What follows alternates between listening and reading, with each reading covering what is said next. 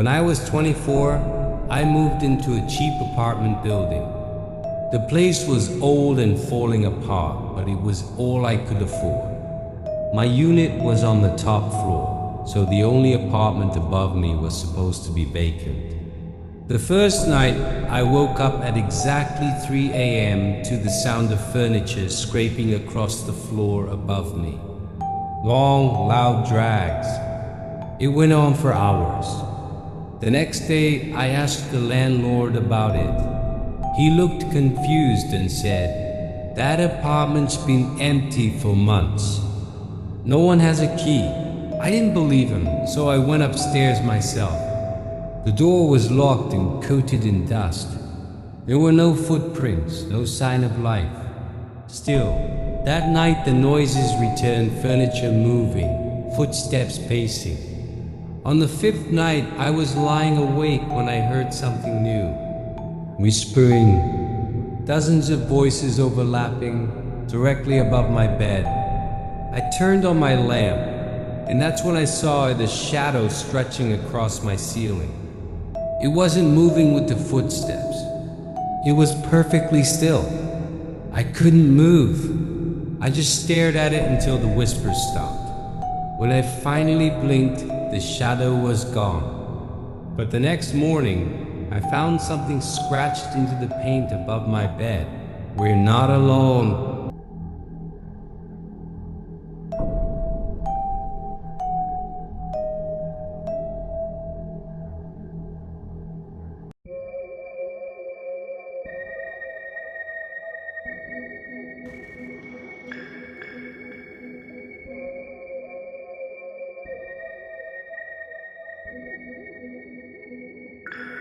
It was past midnight when I boarded the last train heading out of the city.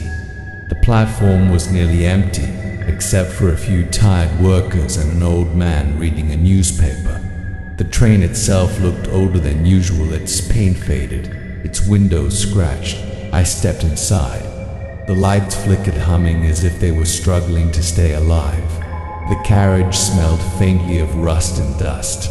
My footsteps echoed unnaturally loud against the floor as I searched for a seat. There were only 3 other passengers. A woman in a black coat sitting near the window, staring outside without blinking. A man in a gray hoodie with his head down, as if asleep. And at the very end of the carriage, a figure I couldn't fully see because the lights at the back kept flickering. I sat down near the middle.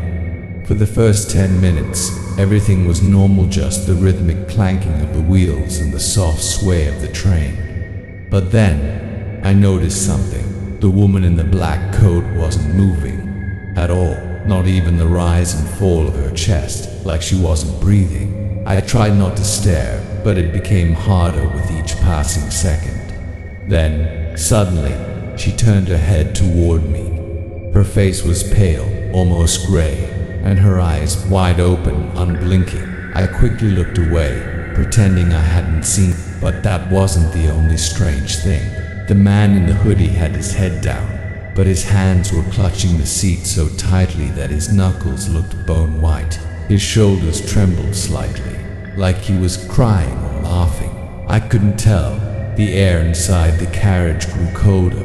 My breath fogged in front of me. Then I realized something terrifying. The train wasn't making any stops. One had taken this route before. By now, it should have stopped at 2 stations. But instead, the train just kept moving, deeper into the dark tunnels. I stood up and walked toward the nearest door, thinking maybe I'd ask the conductor.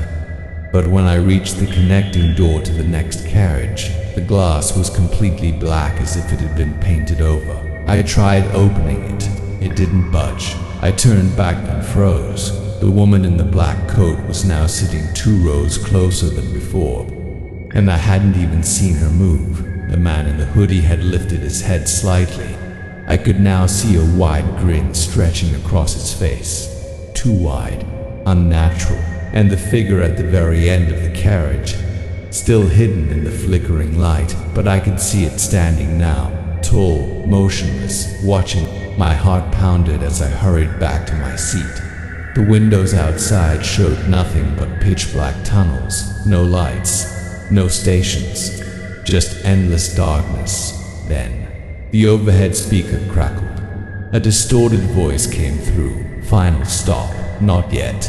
Not yet. It repeated over and over, the words twisting, breaking, until it didn't sound human anymore. When I looked back, the woman was gone. The hoodie man was now standing in the aisle, still grinning, staring right at me, and the tall figure at the end of the carriage was slowly walking closer. The lights flickered violently. The train shook. I pressed myself against the seat, my breathing sharp and fast. Then everything went dark. The sound of the train stopped. The humming, the rattling, the motion, it all disappeared. And in that silence I felt cold hands grip my shoulders from behind. That was the last thing I remember before waking up alone in an empty platform, with no train in sight. My phone said 3:33 a.m. To this day I never found out where that train was going, or if I had ever truly left it.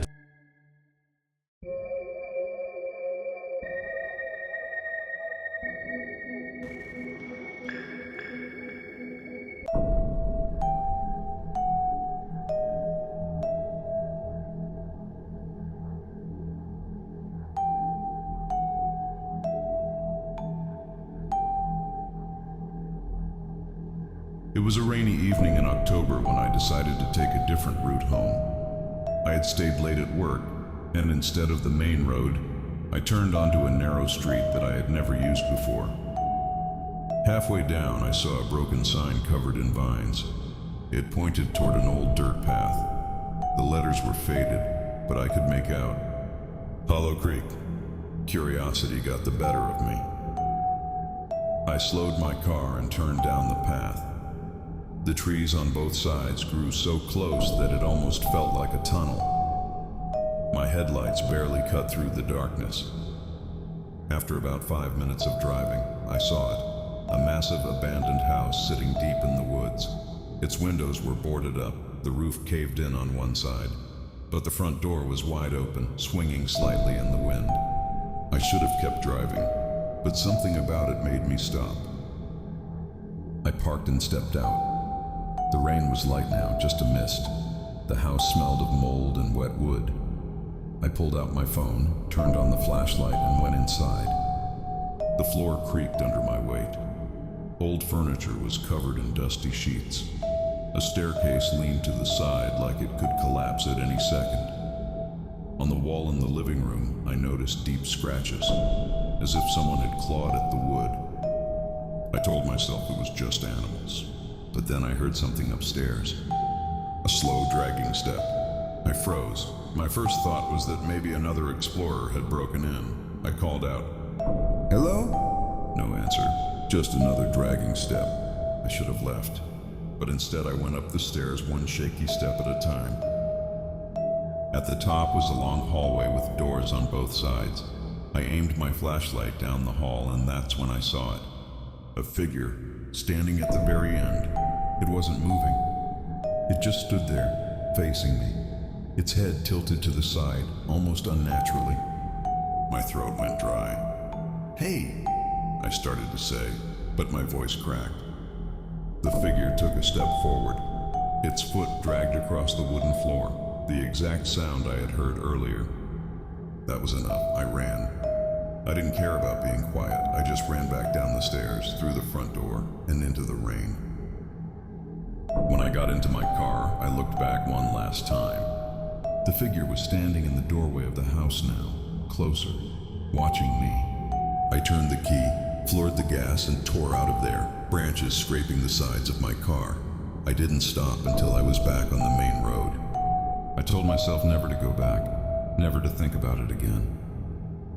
But last night, I was lying in bed scrolling through my phone when I heard a familiar sound coming from the hallway outside my room. That same slow, dragging step. And now, as I write this, my bedroom door is open, and someone is standing there,